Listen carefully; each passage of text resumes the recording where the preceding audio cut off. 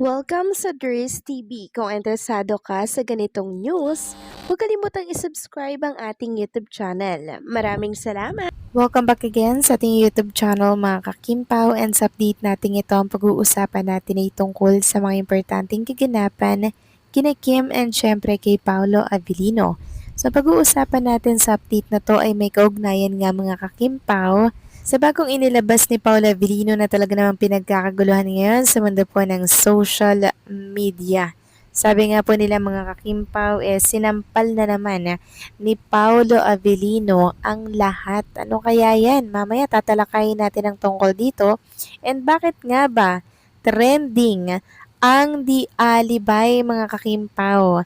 Dahilan para nga po kalampagin ng mga Kimpaw fans ang I Want. Bakit nga kaya sila ay nagrarally? Anong nagawa na naman ni I Want? Yan ang pag-uusapan natin. Pero bago po ang lahat, maraming salamat sa inyong patuloy na pag-support at pagsubaybay sa mga daily update natin. Kaya naman bilang pasasalamat, narito po ang isang napili kong komento patungkol ito sa naging previous update. Mula ito kay Ginang Leoncia Talian. Sabi niya, sa Real Kim Pao is really the most like na love, the most kilig by fans. Click na click sila. They have fans around the world because they are both magaling and they act as if real. I pray Kim will find one like Dennis Trillo. He loves Jenny Lynn very much, seem to be very much in love with each other in spite of their painful past. Maraming salamat po sa inyong komento. Ginang Leoncia Talian. Yes, tama po kayo dyan. Sana nga po ganyan din si Paolo Avellino kay Chinita Princess, mga kakimpaw. Kasi talagang wala tayong ibang kahilingan kay Kim Chu, kundi po yun ay ultimate happiness na deserve niya po. And lagi niya din po itong pinagpre-pray, di ba? Dahil bigo nga po siya sa kanyang dalawang naging ex-boyfriend. So sana kay Paolo matupad na po mga kakimpaw yung kanyang pinapangarap, yung kanya pong kahilingan na matagal niya na pong inaasam-asam. 'Di ba? Sana this time tumama na nga naman si Chinita Princess. Yan po yung sinabi niya, 'di ba? Nung time po na nasa world tour sila ni Paolo, sana this time tama na daw po yung pagpili niya mga kakimpaw. So, ang pinapatungkulan po ni Chinita Princess sa kanyang salita ay walang iba kundi po si Paolo Avellino. At nakita naman natin, di ba, yung kanyang naging reaction. Kilig na kilig din mga kakimpaw. Kaya sana po ay hindi nagkamali si Kim ng pagpili kay Paolo. So, maraming salamat po sa inyong komento. Ginang Leoncia Talian. God bless po at mabuhay kayo. So eto na nga pag-usapan na natin mga kakimpaw, mga topic na nakalap natin sa update na to. Tunahin na nga nating pag-usapan ang patungkol nga dito sa business ni Paolo Avellino na kung saan ay soft opening po pala bukas. Saturday, July 18, 4 p.m. onwards. Ayon nga po dito mga kakimpaw, big news. We're officially opening our playhouse and you're invited. Join us for our soft opening and be among the first families to experience a fun, safe, and exciting place where kids can play, explore, and make unforgettable memories. So bukas yan, July 18, starting 4 p.m. onwards of opening promo, 50% off entrance fee mga kakimpaw. 50% off agad. Bring your little ones, invite your family and friends, and celebrate this special milestone with us. We can't wait to welcome our very first guests and fill the day with smile, laughter, and fun. So bukas pala yan 4 p.m. mga kakimpaw. And alam nyo, nakita ko na agad yung matinding pagsuporta po ng mga Kimpaw fans dito. Talagang naghanap po sila ng mga bata para po dalhin dito sa Ayala Mall Bermosa sa play space ni Paolo Avellino na siyang malapit lang din po sa lugar. Tapos libre meal pa yon mga kakimpaw ha. Sobra talaga yung supporting power ng mga Kimpaw fans. Samantalang pag-usapan naman natin ang tungkol dito sa trending sa X mga kakimpaw.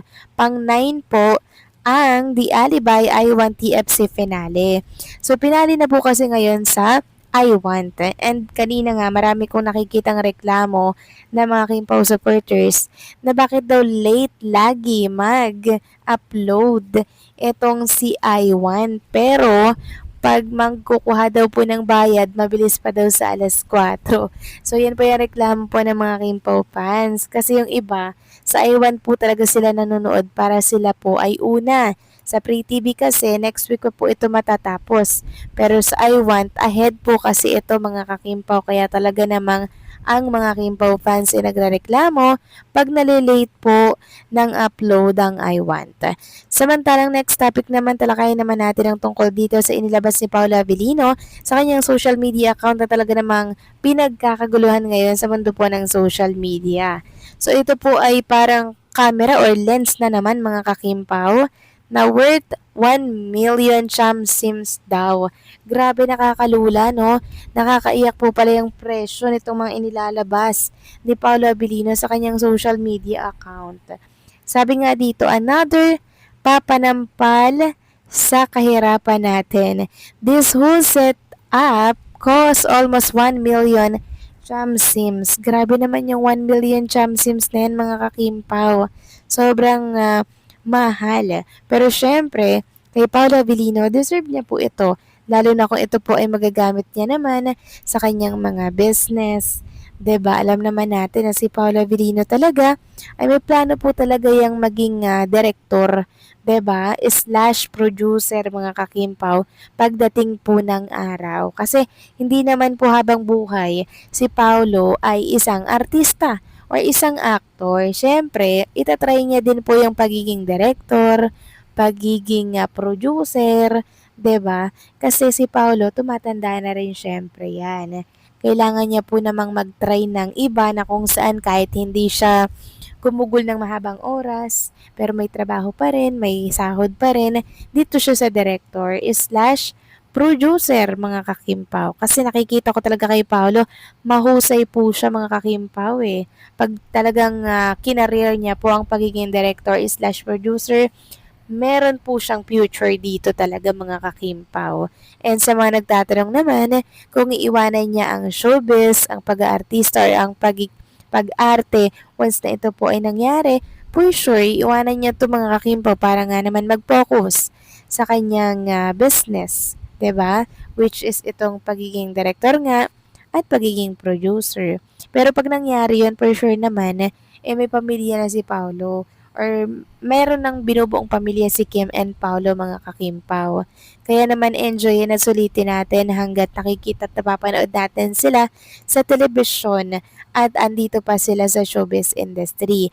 Dahil sa oras po na mag-decide si Kim and Paolo na iwanan ng showbiz, for sure, maliit na yung makukuha nating update patungkol sa kanila, limitado na lamang kung baga kasi alam natin na sinusulit po nila ngayon yung kanilang mga buhay sa showbiz. Kasi sa oras po na lumagay na sa tahimik yan, talaga namang halos yung makaawa marahil tayo sa update nila, 'di ba? Kaya sulitin natin hanggat may Kim and Paolo sa showbiz industry.